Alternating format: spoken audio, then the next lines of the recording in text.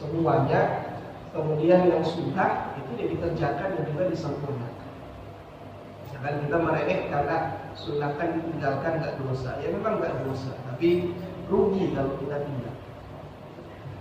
Kemudian di antara keutamaan orang yang punya sifat takwa itu selalu di mana-mana itu akan dibersamai oleh Allah, pertolongan Allah, perlindungan Allah. Dalam satu ayat Allah berfirman, "Wattaqullah wa'lamu annallaha ma'al muttaqin." Dalam ayat yang lain, "Innallaha ma'al ladzina taqaw wal ladzina hum muhsinun." Bertakwalah kalian kepada Allah dan ketahuilah sesungguhnya Allah akan bersama dengan orang-orang bertakwa. Dalam ayat yang lain, "Innallaha ma'al ladzina taqaw." Allah akan bersama dengan orang-orang yang bertakwa, wal ladzina hum muhsinun, dan orang-orang yang berbuat baik. Artinya membersamai sehingga di mana-mana dijaga oleh Allah, dibimbing oleh Allah, ditolong oleh Allah. Nabi Muhammad SAW ketika beliau dengan Sayyidina Abu Bakar di dalam Gua Hira, Gua Tur, dikejar-kejar oleh kafir Quraisy, dibunuh. Allah itu menolong beliau itu dengan sesuatu yang ajib, sesuatu yang lembut, yang mungkin orang nggak menyangka. Hanya memerintahkan seekor laba-laba untuk bikin sarang, ya, bikin sarang. Allah tidak kirim singa merekam mereka itu. Allah cuma kirim laba-laba kecil, suruh bikin sarang di mulut gua, selesai. Tidak satu pun dari mereka bisa menyakiti Nabi. Ya. Jadi Allah itu kalau sudah menolong seseorang, membantu seseorang, sudah membersamai seseorang dengan pertolongannya, perlindungannya, rahmatnya, maka setiap langkah dia, setiap urusan dia semuanya mudah. Tapi kalau sudah Allah itu sudah jauh dari seseorang, ya kadang-kadang orang itu hidupnya apa-apa sulit, apa-apa nggak ada berkahnya, apa-apa susah, masalah banyak. Orang itu bisa selalu dibersamai oleh Allah, pertolongannya, penjagaannya, perlindungannya itu kalau punya sifat takwa kepada Allah. Kemudian dalam ayat yang lain Allah berfirman, "Wattaqullah wa yu'allimukumullah." Bertakwalah kalian kepada Allah, maka Allah akan memberikan ilmu kepada kalian. Jadi orang itu kalau ingin dapat ilmu, di antara caranya juga harus punya sifat takwa. Ilmu di sini ya ilmu yang mendekatkan seseorang tersebut kepada Allah dengan perintah-perintah atau kewajiban-kewajiban dia kepada Allah. Ada orang menuntut ilmu, mencari ilmu, tapi tidak punya sifat takwa. Ya, cari ilmu, menuntut ilmu, tapi mungkin masih banyak atau masih mengerjakan perbuatan-perbuatan maksiat, sehingga ilmu itu sulit masuk. Nah, ada orang itu, kita lihat para sahabat tuh ada yang ketemu Nabi itu cuma beberapa hari saja. Mereka nggak tinggal di Madinah, tinggalnya di jauh-jauh dari Madinah. Ketemu Nabi cuma tidak lama, tapi menjadi orang-orang yang ya ilmunya sampai sekarang itu, atau riwayat-riwayat hadis mereka sampai sekarang masih diriwayatkan, masih dipakai. Kenapa? Berkah, ada ketakwaan, punya ilmu sedikit, ya, tapi dengan punya sifat takwa, ilmunya berkah sehingga bermanfaat. Ada orang punya ilmu banyak, tapi nggak punya sifat takwa, sehingga tidak berkah. Makanya kalau kita lihat, ya, itu orang-orang yang korupsi, masuk penjara, itu kan di sebagian itu kan orang-orang berilmu juga, ya kan, bukan orang bodoh juga, orang berilmu. Tapi kenapa Pak nggak bisa membedakan dengan ilmunya? Ya, bisa sebenarnya, cuma karena nggak punya sifat takwa, ya tadi itu akhirnya tidak ada keberkahan, sehingga ilmunya itu tidak bisa menjaga dia dari keburukan-keburukan. Kemudian dalam ayat yang lain Allah juga berfirman, "Wa may yattaqillah yaj'al lahu makhraja wa yarzuqhu min haitsu la yahtasib." Barang siapa yang bertakwa kepada Allah, Allah akan berikan kepada dia jalan keluar dari setiap kesulitan yang ada. Dan Allah akan berikan rezeki dari jalan yang tidak disangka-sangka. Orang hidup di dunia itu pasti punya kesulitan. Para nabi juga punya kesulitan, punya masalah. Nah, dengan orang itu punya sifat takwa, setiap dia ada kesulitan, ada masalah, dia kembali kepada Allah, dia berdoa, bermohon kepada Allah Subhanahu wa taala. Dia beristighfar, ya, menyalahkan diri sendiri, ya, ini mungkin karena dosa saya, kesalahan saya, dia beristighfar, mohon ampun kepada Allah, dan tetap terus mengerjakan kewajiban dia kepada Allah, maka orang seperti ini insya Allah Allah akan memberikan jalan keluar dari setiap kesulitan yang dia hadapi. Kemudian Allah akan berikan rezeki dari jalan yang tidak disangka-sangka. Ada orang merasa rezeki itu kan gaji, kan rezeki itu bukan gaji. Ada orang gajinya besar, rezekinya sedikit. Ya. Gajinya besar, tapi ada asam urat, ada kolesterol, gula darah naik, sehingga gajinya besar, tapi tiap hari makannya bubur sama garam. Ya. Gajinya besar, rezekinya sedikit. Allah mampu memberikan seseorang itu rezeki dari jalan yang mungkin oleh orang itu dia tidak berpikir dia akan dapat rezeki dari jalan situ. Itu namanya rezeki yang tidak disangka-sangka. Ya. Kalau orang berpikir, saya kan kerja, gaji saya segini, maka jalan rezeki saya cuma dari situ. Ini berarti tidak yakin dengan sifat Ar-Razzaq, sifat Maha Pemberi rezekinya Allah Subhanahu wa taala. Allah mampu memberikan rezeki seseorang dari jalan yang mungkin orang tersebut tidak merasa bahwa akan datang rezeki dari situ. Ada satu kisah, ada seorang perampok.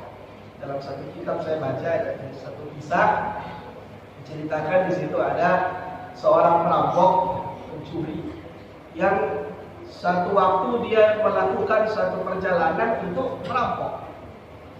Maka di tengah jalan dia istirahat. Dia istirahat di satu pohon, ya, ada pohon kurma di situ. Pohon kurma yang sudah kering dan juga ada yang masih subur, masih berbuah, ada buah. Maka dia melihat ada seekor burung yang mondar-mandir terbang dari pohon kurma yang masih berbuah ke pohon kurma yang sudah kering. Dia penasaran. Jadi burung tadi membawa secuil kurma dari pohon yang masih ada buahnya ke yang sudah kering, begitu mondar-mandir. Maka dia penasaran ada apa di atas pohon kurma yang sudah kering. Begitu dia naik ke atas, ternyata dia melihat di situ ada seekor ular yang buta dan sedang membuka mulutnya dan menunggu kurma tadi dimasukkan oleh burung tersebut dengan paruhnya ke mulut ular. Sebab melihat itu orang tadi tobat. Ular saja, binatang yang seperti itu, ular saja. Allah masih jamin rezekinya, masih dijaga. Allah gerakkan hambanya yang lain, makhluknya yang lain untuk menyampaikan rezeki tersebut ke mulut. Apalagi manusia yang istiqomah mengerjakan perintah Allah, taat pada Allah. Mana mungkin Allah sia-siakan rezekinya? Mana mungkin dibiarkan begitu saja tidak Allah berikan rezeki? Maka dalam satu hadis tadi mengatakan innal 'abda lan tamuta hatta tastakmila rizqahu. Seorang hamba itu tidak akan mati, tidak akan wafat sebelum rezekinya sempurna. Jadi orang itu kalau masih hidup, enggak usah khawatir urusan rezeki, berarti rezekinya masih ada. Kalau memang sudah tidak ada rezeki, ya sudah mati. Misalnya ada orang rezekinya besok sudah tidak habis, ini malam mati. Kalau besok masih hidup, berarti itu tandanya rezekinya masih ada di dunia. Jadi tidak akan wafat seorang hamba kecuali kalau dia sudah menyempurnakan semua rezekinya, tidak dia dapat semua rezeki. Sudah wafat, selesai, sudah habis rezeki di dunia. Wafat. Tapi kalau rezekinya masih ada, ya nggak usah khawatir, kalau masih hidup tuh pasti masih ada rezekinya.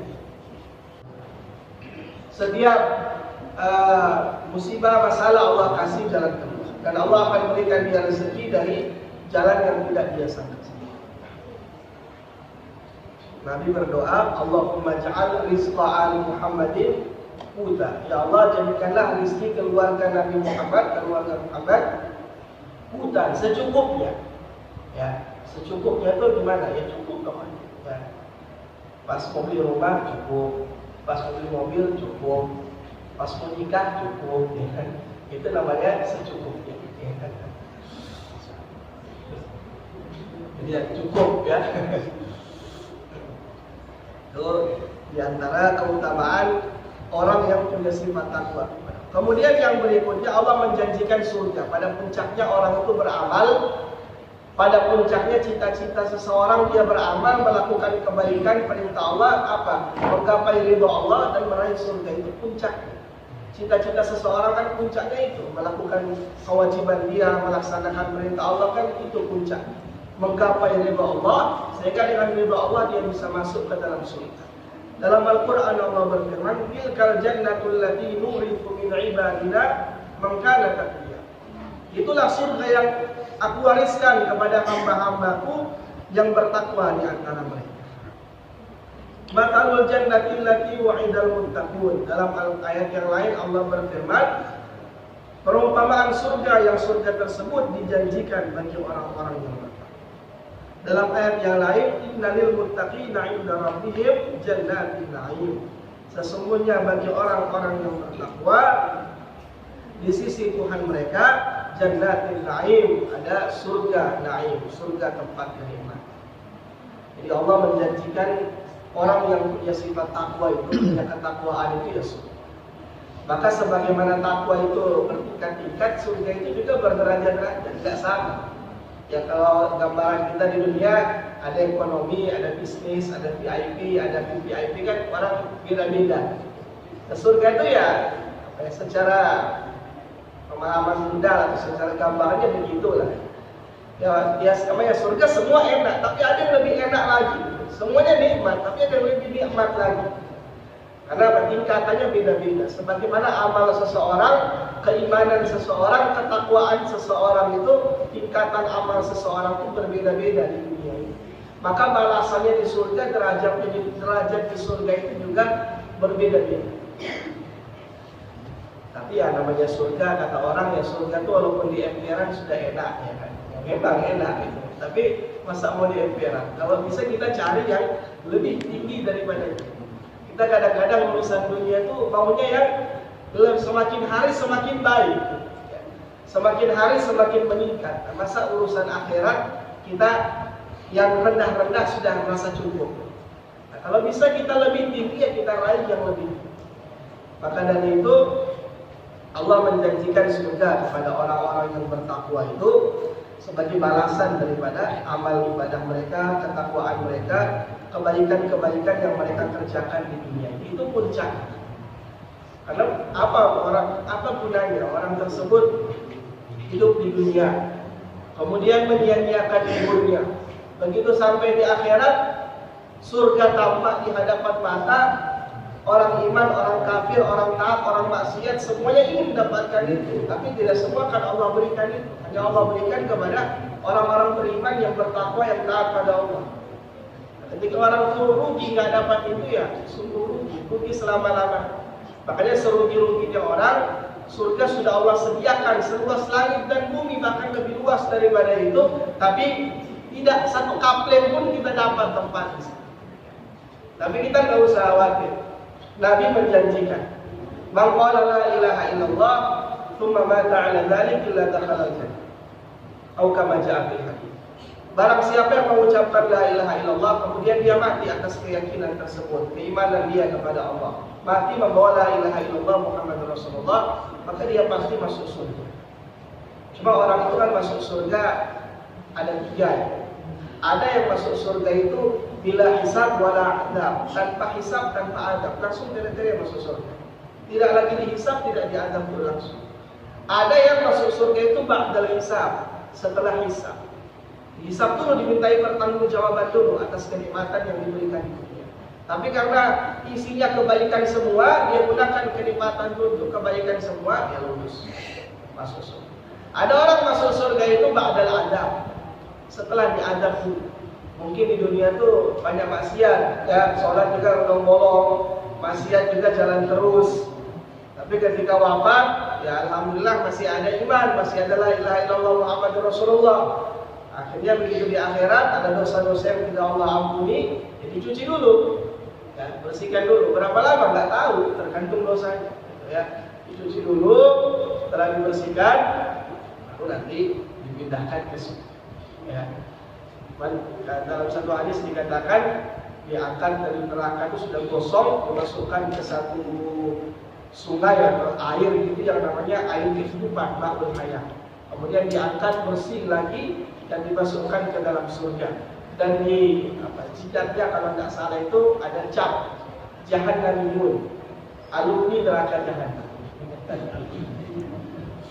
Nah, itu dalam satu riwayat dikatakan begitu. Artinya apa? Orang yang wafat dalam keadaan membawa la ilaha illallah Muhammad Rasulullah, Nabi sudah menjanjikan dia pasti masuk surga. Cuman ya ada yang langsung, ada yang dihisab dulu, bahkan mungkin ada yang diazab dulu, lalu kemudian masuk ke dalam surga.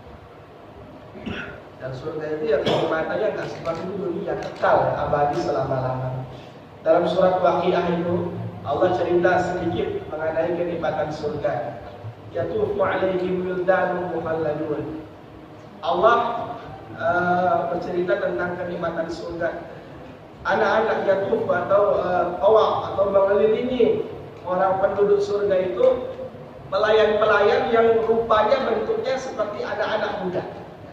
Bi aqwabil wa abari wa ka'sin min ma'in, bawa gelas, bawa kendi diisi dengan arak dari sumber yang mengalir. Jadi di antara minuman orang ahli surga itu arak, khamar. Tapi arak yang tidak memabukkan. Bahkan ada sungai arak di surga. Ada 4 sungai. Sungai air yang bersih, sungai susu, sungai madu, sungai arak. Kemudian di aqwabil wa abari wa ka'sin min ma'in la yusaddauna anha wa la yumsikun. Habis minum itu arak, enggak sakit kepala, enggak mabuk. Beda kalau di sini minum teler ya. Tapi kalau arak di surga itu semakin diminum semakin nikmat. Ya. Wa faqihatin mimma yatakhayyarun wa lahmi khairin mimma yashtahun. Mereka datang membawa buah-buah juga daging burung. Ya. Di antara makanan surga itu daging burung. Enggak tahu burung apa ya, daging burung. Wa faqihatin mimma yatakhayyarun wa lahmi khairin mimma yashtahun. Wa hurun 'ain ka'amtalil lurul maknun. Dan bidadari kata Allah, bagaikan mutiara yang tersimpan. Itu kenikmatan orang ahli surga. Ya, cuman ada yang tanya, Ustaz, kalau gitu wanita dapat apa? Bidadari itu kan laki-laki ya. Wanita dapat bidadara atau apa? Wanita itu diberikan oleh Allah kemuliaan melebihi bidadari. Karena bidadari itu bukan wanita di dunia yang kemudian masuk surga, bukan. Mereka makhluk lain yang Allah ciptakan memang di surga sebagai balasan dari balasan untuk penduduk surga, terutama yang laki-laki. Nah, perempuan atau wanita-wanita ahli surga itu Allah berikan kemuliaan lebih daripada bidadari, sehingga mereka menjadi ratu daripada bidadari. Bidadari itu yang sudah cantiknya luar biasa, ya kulitnya. Bidadari itu kan artinya hurun ain. Hurun itu yang putih kulitnya, ain itu yang lebar matanya. Sangat hitam yang bagian hitamnya, sangat putih yang bagian putih. Jadi memang satu makhluk Allah yang sangat cantik luar biasa. Nah, wanita soleha yang masuk surga itu kecantikannya lebih daripada itu, ya. Sehingga kalau kita lihat biasanya kan di dunia ini itu wanita tuh paling senang kalau dipuji. Apalagi kalau buka pesta ya, kadang-kadang ada yang sampai 2 jam, 3 jam dibuka kaca, segala rupa itu kosmetik ya. Kalau dipuji, Masya Allah, cantik sekali, glowing, luar biasa. Itu kan ada kenikmatan tersendiri di hati. Betul gak, Bu? Ya. Dan di akhirat Allah kasih begitu juga. Ya. Laki-laki melihat bidadari yang begitu cantik luar biasa, ternyata ada yang lebih cantik dari, yaitu wanita soleha, wanita yang di dunia ini yang masuk ke surga. Allah kasih kemuliaan yang lebih daripada bidadari. Itu diantara kemuliaan orang ahli surga. Ya, makanya kata para ulama, di dunia itu tempat menyempurnakan amal, bukan hawa nafsu. Ada orang di dunia itu sudah menyempurnakan hawa nafsu.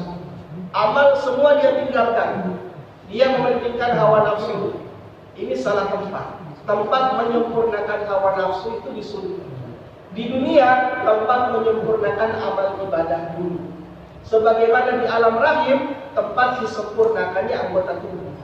Tangan kaki itu kan disempurnakan di alam rahim.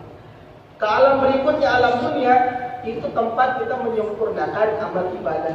Baru di akhirat tempat kita menyempurnakan hawa nafsu, keinginan. Di dunia enggak bisa. Orang mau suka makan ini, makan itu, ya senang, dia bisa, mungkin bisa beli. Tapi makan sedikit lele, kadang-kadang kolesterol naik, kadang pula. Jadi di dunia tuh meningkatkan hawa nafsu nggak bisa. Ya, ada orang senangnya kawin, Pak. Yang paling istri satu, dia Pak. Di akhirat Allah sediakan yang lebih daripada itu. Makanya kata para ulama, orang yang menyanyiakan umurnya di dunia ini, kemudian semua yang Allah janjikan di akhirat itu dia sia-siakan, dia tidak pedulikan, itu orang yang rugi sebenarnya. Karena masa depan seseorang itu bukan hari tua. Masa depan seseorang itu surga atau neraka, itu namanya masa depan. Kalau surga, itu masa depan sukses. Tapi kalau ke sebelah, itu yang masa depan suram. Jadi nggak bisa kita bilang, oh saya sih sudah kaya raya, banyak uang, saya bisa beli apa yang saya mau, masa depan sukses. Belum, karena itu belum akhir dari perjalanan. Masih ada perjalanan berikutnya. Kalau sudah finish, dan di finish itu senang, bahagia, sukses, nah baru kita bisa mengatakan saya punya masa depan yang cerah, sukses. Tapi kalau di finish itu ya celaka, ya sudah. Ini sekedar mungkin yang bisa saya sampaikan. Intinya, kurang lebihnya, apa yang Allah berikan kepada kita di dunia ini, umur kita, harta kita, ataupun apapun itu yang Allah berikan kepada kita, waktu kita, kesempatan kita, ya, kesehatan kita, semuanya kita gunakan untuk hal-hal yang nantinya bisa bermanfaat buat kita di akhirat. Supaya ketika kita ke akhirat, kita tidak kosong, plong, tapi punya bekal, punya manfaat. Tidak hanya di dunia kita dapat, tapi di akhirat juga kita dapat. Karena umur itu modal. Kalau modalnya disia-siakan, ya sudah habis. Tapi kalau modalnya dimanfaatkan, maka insya Allah akan menghasilkan keuntungan. Ya mungkin ini yang bisa disampaikan. Barangkali sampai sini ada.